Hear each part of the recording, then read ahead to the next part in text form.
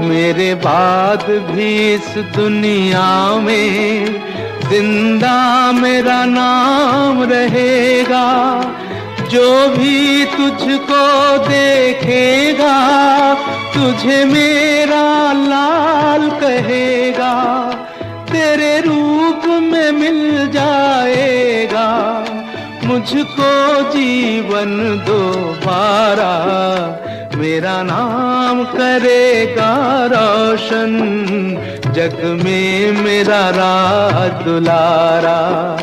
तुझे सूरज कहूँ या चंदा, तुझे दीप कहूँ या तारा, मेरा नाम करेगा रोशन जग में मेरा राज दुलारा। आपदा को दिखाकर अवसर में बदलना आरएसएस भाजपा की रणनीति रही है, यानी चुनाव लड़ने की रणनीति रही है हमेशा। ये आपको आपदा दिखाएंगे, फिर उस पर चुनाव लड़ेंगे और उसको अवसर में बदल लेंगे। अवसर इनके लिए होगा, आपदा आपके लिए होगा। इस समझना इस बात को। आपने रामायण भी देखी, सनातन परंपराओं को आप मानते हैं, अपनी संस्कृति को आप जानते हैं, अपनी सभ्यता को आप जानते हैं, तो आपने रामायण में देखा कि पिता की आज्ञा से मर्यादा पुरुषोत्तम श्री रामचंद्र जी वन में चले गए थे। पिता ने सामने खड़ा होकर उसको आज्ञा भी नहीं दी थी, लेकिन उनको पता चला कि राज दरबार में ये निर्णय हुआ है और माता ने ये मांग की है और पिताजी जो है वो इस मांग को पूरा करने में असमर्थ है। लेकिन उसको सूचना मिली माता से और वो वन में चले गए। उधर आपने देखा होगा रावण के दरबार में महात्मा विभीषण को जब ये पता चला कि लंकापति रावण, उसका भाई एक अबला नारी की मर्यादा को तार तार करते हुए उसे लंका में ले आया था, तो उसने उसको समझाया कि आप नारी की मर्यादा को भंग करना लंकेश के लिए अच्छा नहीं है, ये हमारी पूर्वज परंपराओं को कलंकित करता है, आप इसको वापस करें। वो रावण नहीं माने तो विभीषण ने, महात्मा विभीषण ने लंकापति का स्वयं त्याग कर दिया और ये कर दिया कि आप मेरे पूर्वजों की परंपराओं को कलंकित कर रहे हैं, मैं आपका त्याग करता हूँ, और राम की शरण में चले गए।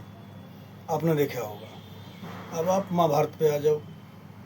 महाभारत में भी शास्त्र के अनुसार,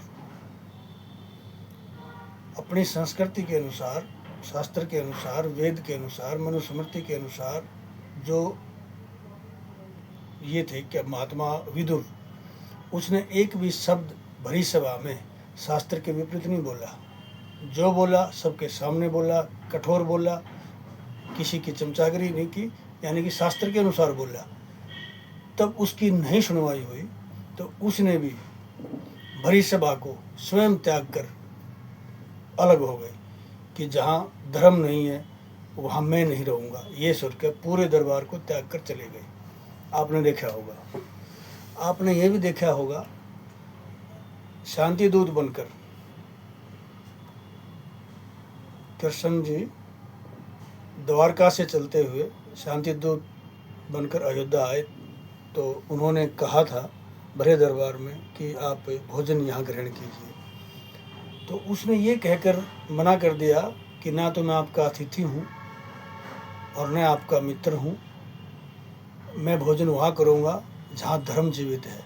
आपके पक्ष में तो धर्म ही जीवित नहीं है, आपके भोजन नहीं करूँगा। जहाँ धर्म नहीं होता वहाँ भोजन नहीं होता। ठीक उसी प्रकार से अगर आपने अपने शास्त्रों से सोचा होता तो आप भी ये महसूस करते। मैं आपको शास्त्र के अनुसार बताना चाहता हूँ, ये पॉलिटिकल वीडियो नहीं है, ये सिर्फ माता पिता को समझाने वाली वीडियो है, जिन्होंने आँख मूंद कर आरएसएस भाजपा पर विश्वास किया और वोट दिया। देखो उनके साथ कितना बड़ा छल किया। इसका ध्यान आप महसूस करके देखना, ये बात सच है कि नहीं है। गवर्नमेंट हाई स्कूल हो या प्राइवेट स्कूल हो या मतलब कि किसी भी सरकारी हो या प्राइवेट हो, होमवर्क, स्कूल का होमवर्क 2014 से पहले स्कूल का होमवर्क मोबाइल पे नहीं आता था, बिल्कुल नहीं आता था। ना कोई ट्यूशन वाला टीचर मोबाइल पे डालता था, ये ऑप्शन ही नहीं था। मोबाइल को जानबूझ के सस्ता किया गया।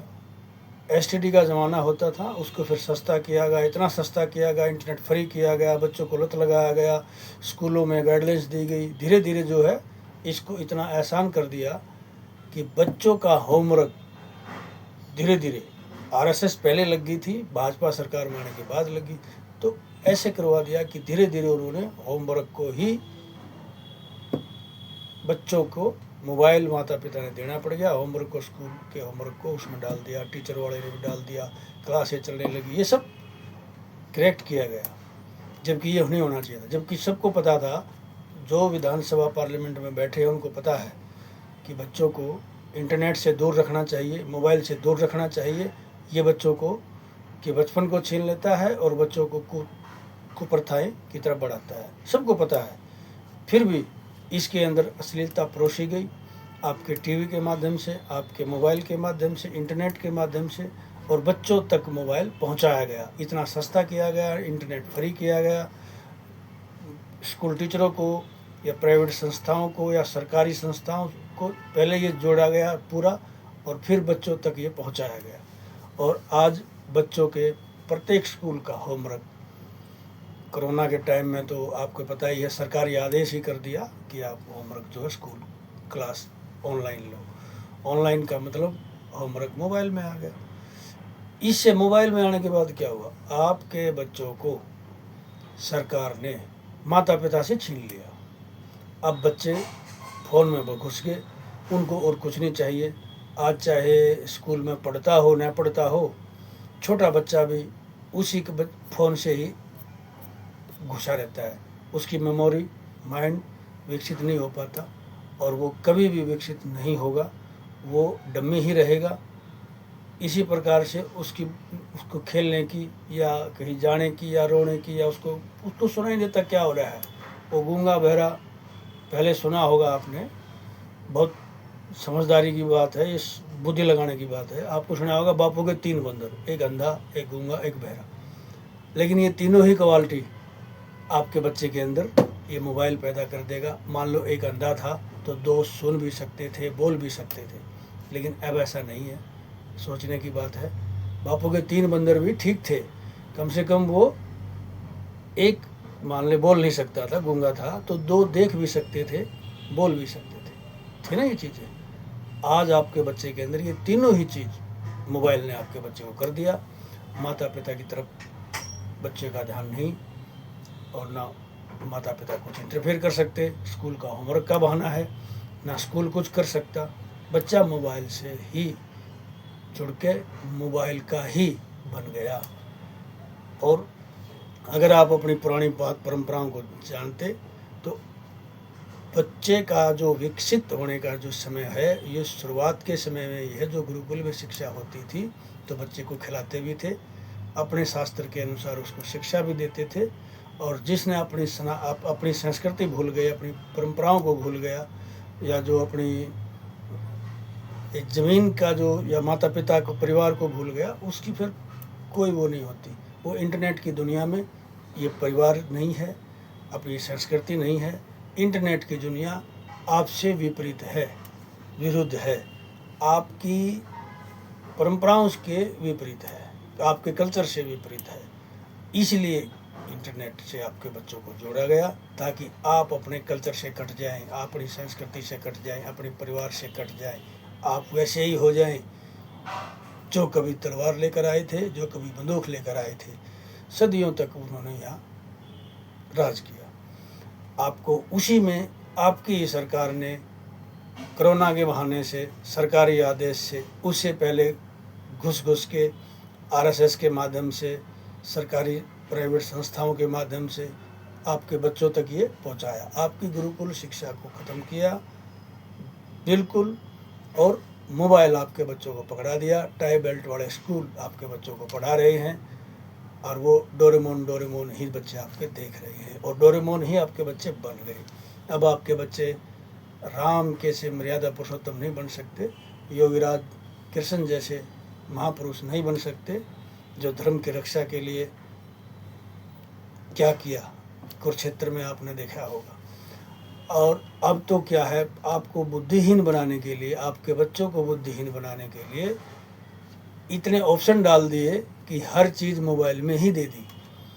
आप प्रत्येक व्यक्ति के हाथ में मोबाइल है, उसका बेनिफिट किसको मिला? उद्योगपति को मिला। उद्योगपति कौन है? आरएसएस भाजपा के यार हैं, और यारों की यारी हमेशा ही प्यारी। आप समझ गए होंगे। आपसे आपके परिवार को छीन लिया मोबाइल के कारण, बेनिफिट किसको दिया? उद्योगपति को दिया।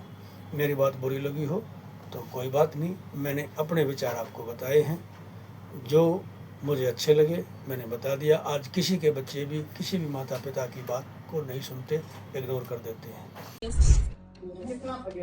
अभी इस बच्चे को देखो आप, ये रो रहा था और अभी इसकी कंडीशन देखो कि कितना घुसिया है इस मोबाइल में। क्या इसकी स्पीच आएगी? अगर कोई बच्चा बोलता है ना, उसकी स्पीच भी खत्म हो जाएगी, गूंगा भी हो जाएगा, बहरा भी हो जाएगा, और सोचने समझने की क्षमता भी खत्म हो जाएगी।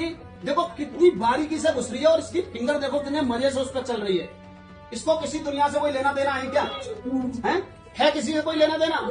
नहीं है। तो ये हालात है, इसका ब्रेन यही, मैं इतनी तेजी से बोल रहा हूँ, तीन लोग खड़े इसके कान पे जू नहीं रह रहा, उसको कुछ पता ही नहीं है। तो ये मोबाइल है ना, ब्रेन को हैंग भी करता है, सोचने समझने की क्षमता को भी खत्म करता है, और अटेंशन और ये सब चीजें तो वैसे ही खत्म हो जाएगी। स्पीच जाएगी, वो अलग, बोलेगा नहीं। और मोबाइल चलाते समय बच्चा बिल्कुल नहीं बोलेगा, आप चिल्लाते रहना, चीखते रहना, बिल्कुल सुनेगा ही नहीं। तो अगर आप अपने बच्चों को मोबाइल से दूर रख लो, ये अपने बच्चों के लिए आप बहुत बड़ी प्रॉपर्टी इकट्ठी करके जा रहे हो।